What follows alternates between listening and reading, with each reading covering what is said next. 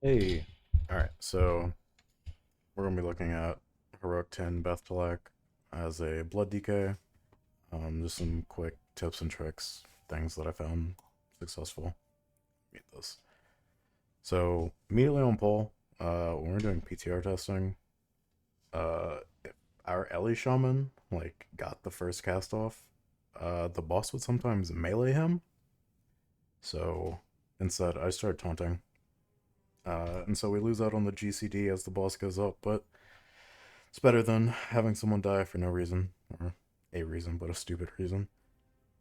Um, these spinners uh, just instantly taunt both down, like Slam Your, Death Grip, and Taunt separately on each one.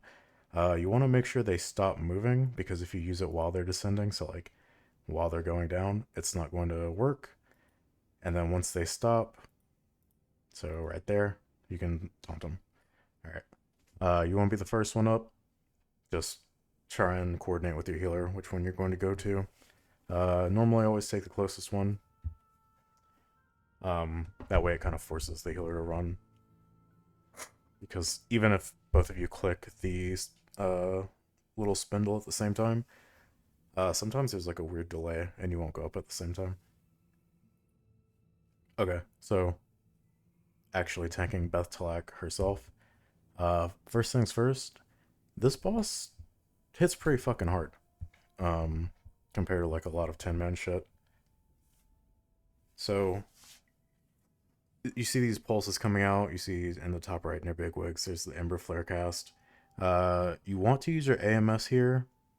Try and use it at the end of the cast, like right now, and so that you might get a second um, tick with it, just to help out. Normally, I always just send my Vamp Blood within like a couple seconds of getting up. That gives my healer a little bit of extra time to make it up and start prepping his Disc Priest shenanigans. Um, you're not up here for super long, but you do want to just kind of rotate through your stuff as you're up here.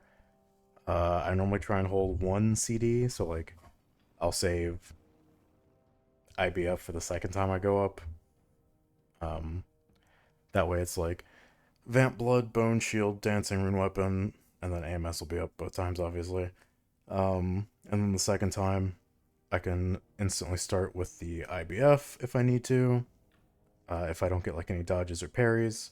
So like right now was like a perfect IBF time. Don't actually do it here because I'm just vibing out. I'm feeling pretty safe at this point. And so you just hang up here. Just make sure you're paying attention to the meteors that are coming down. I fell through those like two or three times just because like once you get comfortable up here, you're kind of just like brain off DPSing the boss. Um, and so that's really the only thing that can actually fuck you up. Outside of that, you just do this one more time. Try and go down at like 2.5, 3 seconds left, so you can just get an extra global in. And so we're going to skip forward. When you come down, I try to always get a broodling, just like run into them to explode them.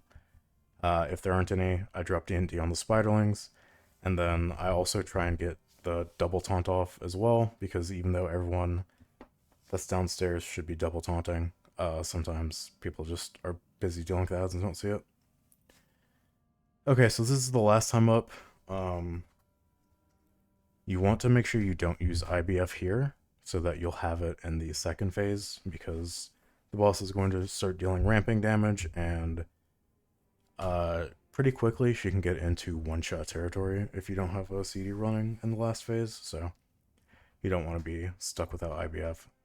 So normally just AMS, Vamp Blood, Bone Shield, Dancing Rune Weapon. Alright, and so we'll go to the last phase. You basically want to make a triangle with you at any one of the points. It doesn't particularly matter, just as long as nobody's in the poison. Um, and then you want to have the raid obviously behind the boss. We kind of got cocked by poison here, but I fidgeted around eventually. And then on the last corner of the triangle, you want your feral so that they can stay behind the boss. And then also taunt when Widow's Kiss is about to come out. So, Widow's Kiss is coming out soon. It's not actually tied directly to the timer.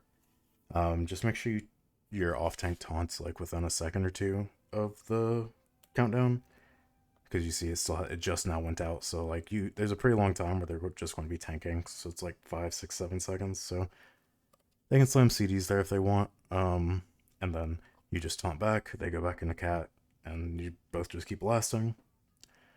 For our first kill, I think we lost around 15 stacks on the boss. Going forward, we're probably just going to lost as soon as we get down there, just to kill it faster. And that's basically the fight.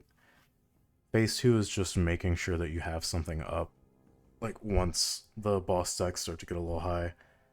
So right now we're at 18, and right now I'm dodging. She's hitting me for like 20-ish% of my life with Bone Shield up. And now she's starting to hit significantly harder, especially with the Ember Flares going off, like down to 83, topped, 81. And then we kill it here. But normally, that's just because we had a pretty decent amount of damage. Like, she went down at like 65. Oh, also, when she comes down, instantly pull her away from the broodlings so that she doesn't eat any because it heals her. But yeah, if you have a longer kill time, just make sure you have something up for every Ember Flare so you don't get globaled. And that's basically everything. Good luck.